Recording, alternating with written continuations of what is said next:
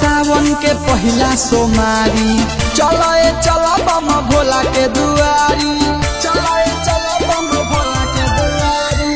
आ गइल सावन के पहला सोमारी चलो बम भोला के दुआरी। जैसन चाहबा हो बाती है ओइसन।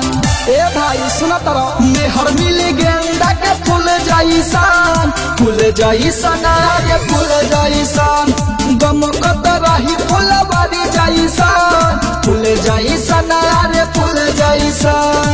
बजरंग रिकॉर्डिंग स्टूडियो अपहर। फूल जैसन आगे फूल जैसन अमन फूल जैसन भाई फूल जैसन।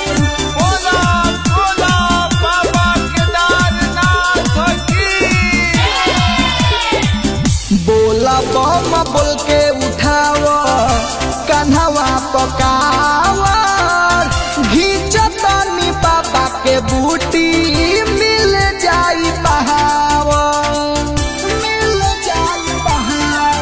कृपा करिए भोले दानी सब चिंता जाई भागी ताहर कौनो कलेश नहीं रही। जुबा जब शिवलिंग बाबा बुझी है फीलिंग सब करती है काम तोहर सही।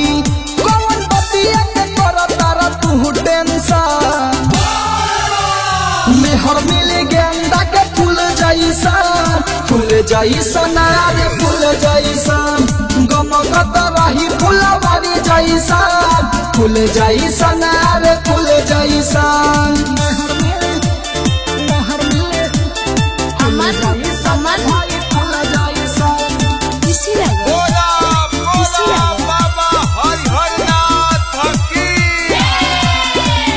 देवो घर में जुटल होई सगरी जमाना केहू मांगे अन धन केहू खजाना बाटे महिमा महान जाने दुनिया जहान केहू जाला ना उहाँ से खाली। राइटर बी के बिहारी कहे रीति का पुजारी तू कर नहीं देर चल हाली। बाबा नया फैशन मेहर मिली गेंदा के फूल जैसन आगे फूल जैसन गमकत रही फुलवारी जैसन फूल जैसन आगे फूल जैसन। आ गइल सावन के पहला सोमारी चलो बम भोला के दुआरी। जैसन चाहबा हो बाती है ओइसन।